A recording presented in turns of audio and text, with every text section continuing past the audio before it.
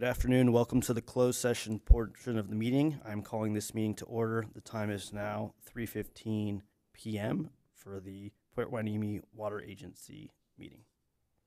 Madam Clerk, can you please take roll? Member Martinez, Present. Vice Chair McQueen-Lejeune, Here. and Chair LeBeau. Here. Let the record reflect that Member Bouchard and Member Hernandez are currently absent. We will now hear public comments. You will have 3 minutes to provide your comments. Madam Clerk, does anyone have a public comment? No public comments. Mr. Agency Attorney, can you please read the closed session item into the record? Thank you, Chairman LeBeau. We do have one matter that we're bringing to closed session, and that is pursuant to Government Code Section 54956.9, Subdivision D2, and that is for anticipated litigation.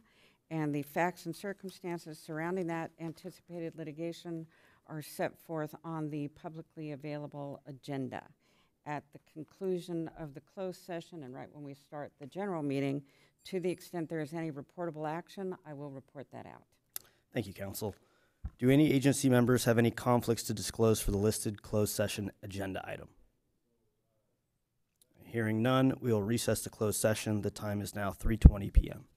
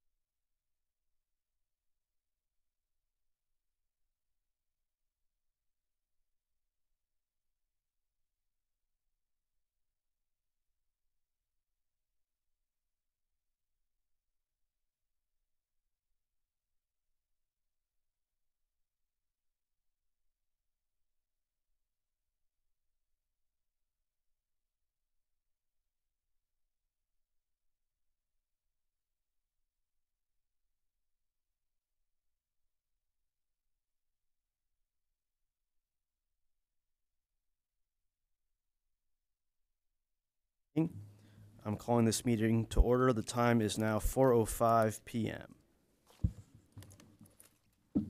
Madam Clerk, can you please take roll?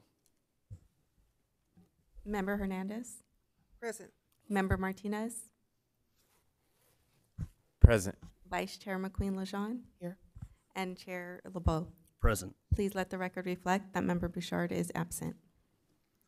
Thank you.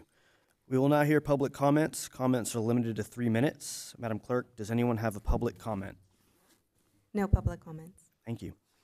Ms. Agency Attorney, can you please provide the closed session report? Thank you, Chairman LeBeau. Yes, there is one reportable action taken in the closed session, and that was to extend the tolling agreement with respect to the anticipated litigation that was set out in the agenda, and to authorize the executive director to sign that agreement. The vote was 4-0. Thank you. We'll now consider the items on the consent calendar, which will be enacted in one motion unless an agency member has a request to remove an item for discussion. May I have a motion and second to approve our consent calendar? Move to approve. Second. Thank you, Madam Clerk. Can you please take a vote? All in favor? Aye. Aye. All opposed? Hearing none, motion passes unanimously. Thank you. We'll now turn to our business items on the agenda. The first matter is our PHWA 5-year operational audit. Will staff please present our report? Yeah, thank you, Chair LeBeau, and good afternoon, PHWA Board. The item before you is the 5-year operational audit. In the JPA, it calls out for the operator of PHWA, which is the city of Port Hueneme, to do an operational audit every 5 years. So we just completed that. We did bring in a consultant, MKN, and they conducted the audit. They're actually on the line now, and they're going to present the findings and the recommendations that were found in the audit. So I believe Mr. Ryan Gallagher is on the line. He is on the line. Yes, I'm here, Dennis. Yeah. Can you hear me? Yes. All right. First off, I'll have to apologize. My wife is actually going to the hospital right now. She's going to give birth to our 4th baby. So I appreciate you allowing me to be on here, and she might be calling any minute. So very exciting news, and this is a brief presentation, so I can run through this very quick. Can we pull the slides up, or are those available for everyone? I believe we allowed you to share the screen, but if you want, I can pull them up. If you can, that'd be great. I'm on my Okay. phone, so I can hop in the car as soon as I get off. So I think he's Perfect. driving to the hospital while we speak. her mom's actually coming to pick me up right now. But I'm sorry, I did. I'll just- I was no seeing two worries. things at once. I didn't catch that. Give me 1 second. Okay. As she's pulling that up, I'll give a brief background. So my name's Ryan Gallagher. I'm a principal with MKN. Got 20 years experience. I've actually been doing work for PHWA and several of its member agencies for probably about 15 years.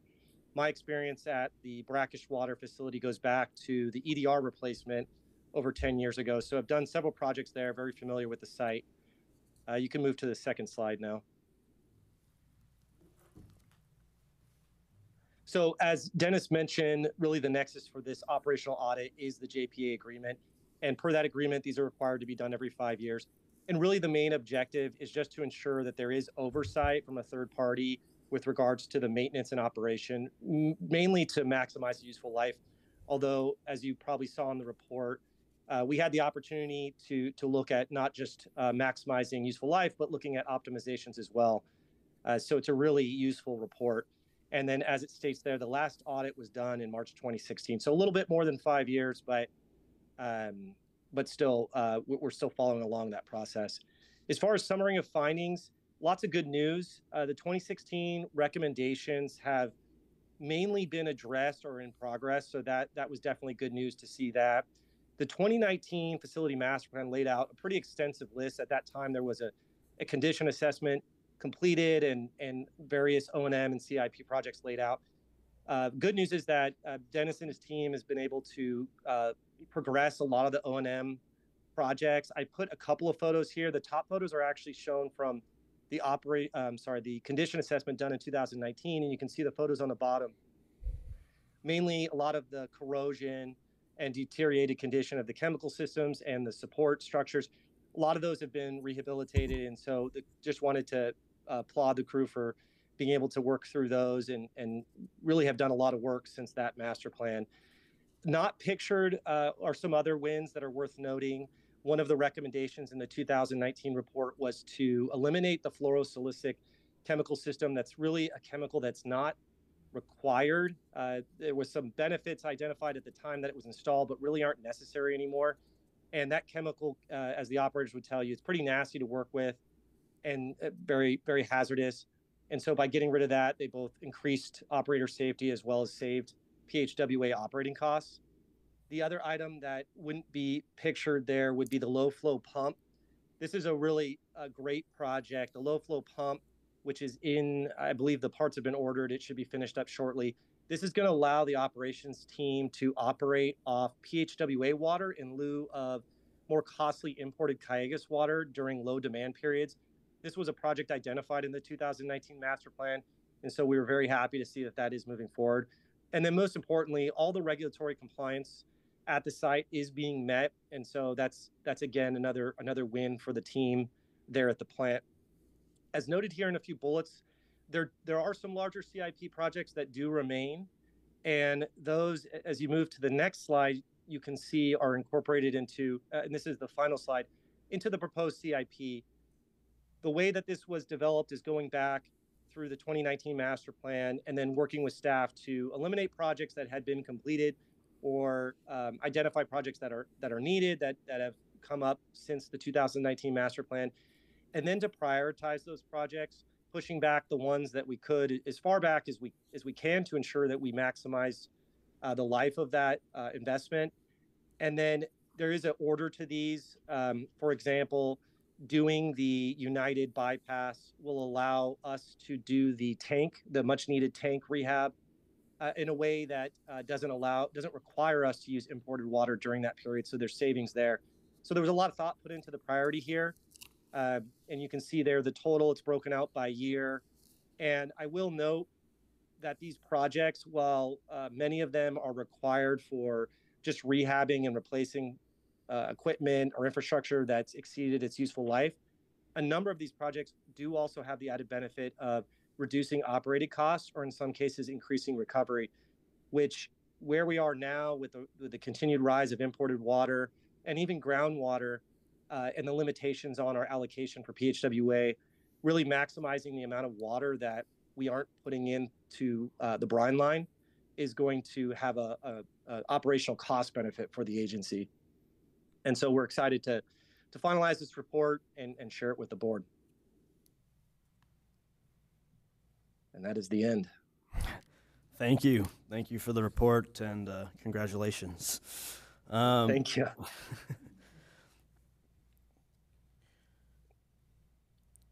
Any questions? Does the agency have any questions for staff?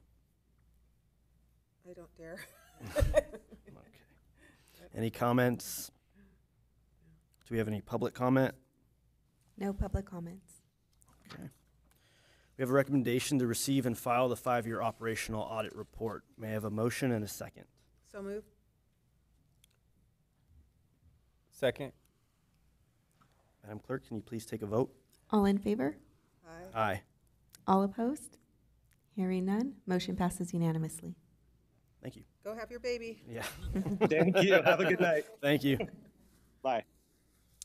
Our next agenda item is the PHWA operating budget and capital projects CIP for fiscal year 2024, 2025. Will staff please present the report? Good afternoon, committee members and staff, members of the public. Tonight we'll be presenting the budget for the Port Hueneme Water Agency for fiscal year 2024, 2025. And typically on an annual basis, we present this budget after we get the budget from United Water and Callegas, so we're able to determine the water rates that are projected to be charged the following year. The agency operates as a business enterprise, therefore charging and trying to recover all of the costs that are incurred. This year, you'll note that for the first time, we're including capital improvement projects into the budget that had not been done in the past. And then those costs are being passed through via the fixed rate. So I'll walk through that. The projected revenue for fiscal year 24-25 is $7.5 million. And you'll see the rates for United Water Agency went up, especially the fixed rate. Their fixed rate also includes capital projects.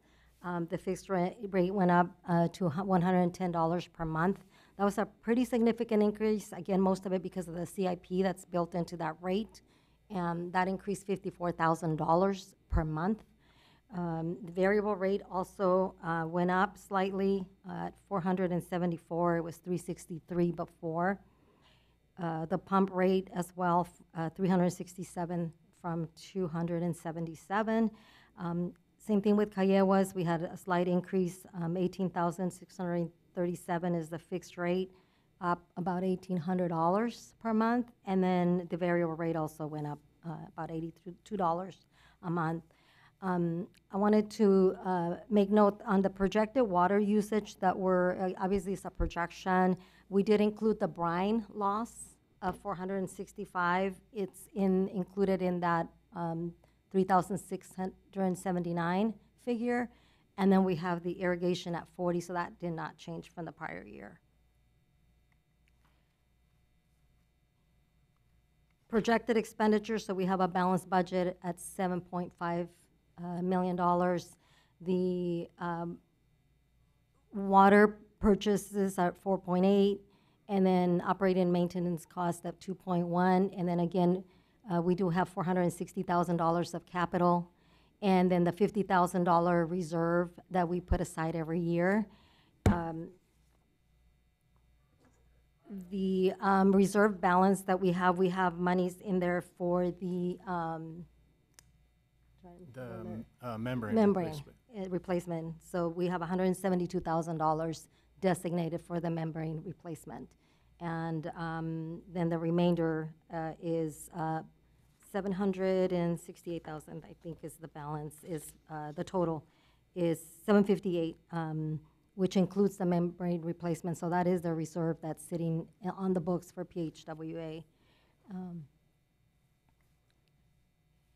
And here's just a summary of the budget, so comparison to what was approved for this fiscal year versus what we're proposing for next year.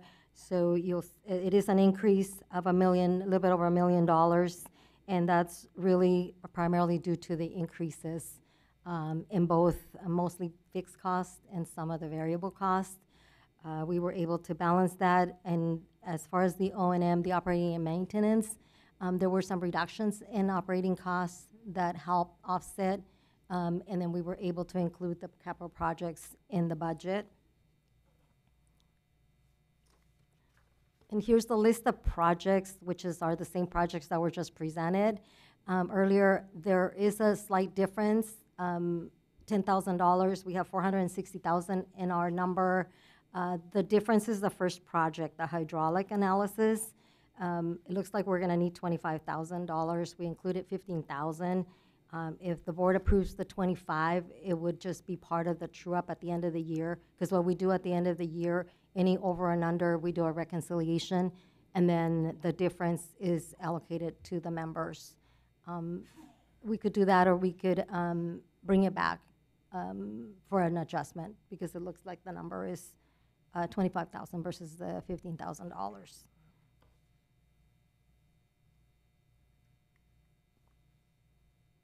And with that, this is the budget that we're proposing, presented for your consideration and approval. Just wanted to make a couple points in regards to the audit. When we presented the audit for PHWA, we mentioned that we were in the process of selecting a new firm, just because it's common practice to change audit firms every 4 to 5 years. We're moving forward with that process. We're going to issue an RFP, and we should have a proposal when we return back from August, sometime in September. For this year, we're going to do an extension with the existing firm so they can start the audit. We don't want to delay the audit for fiscal year 24, so we're going to extend the existing firm for 1 year. And then again, we'll present once we get the RFP results back, we'll come back to the board with our recommendation. Any questions? Does the agency have any questions for staff?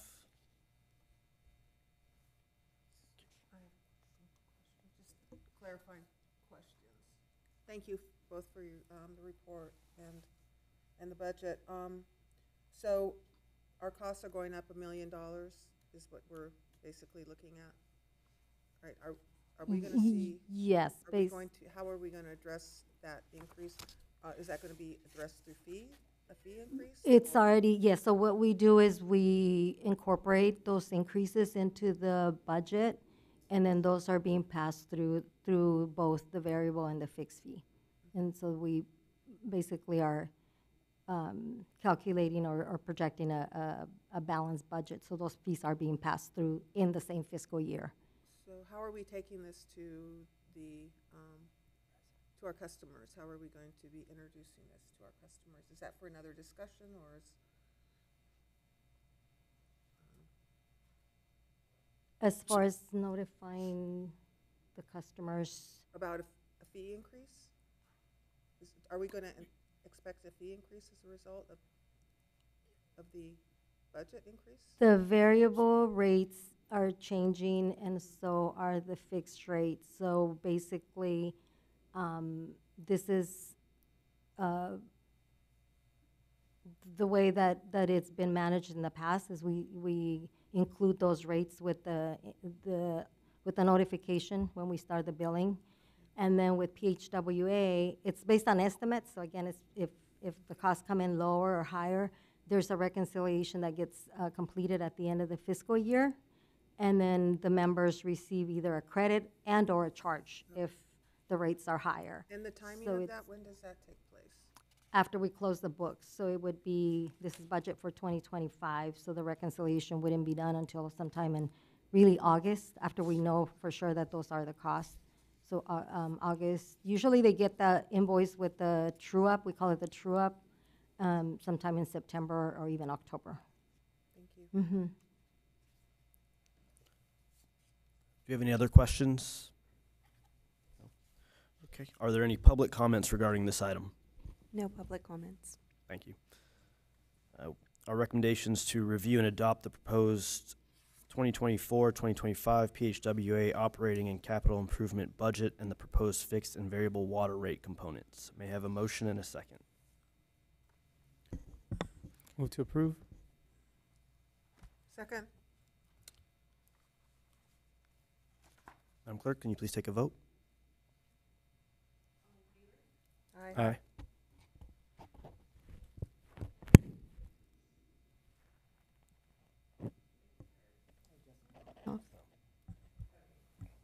All in favor? Aye. All opposed? Hearing none, motion passes. Thank you. Thank you. Do any agency members have any reports, comments, or requests for future agenda items? I have none. None? Okay. Then that will conclude today's meeting. The next regular meeting is scheduled for Monday, July 15th, 2024 at 4:00 p.m. I'd like to adjourn the meeting. The time is now 4:24 p.m.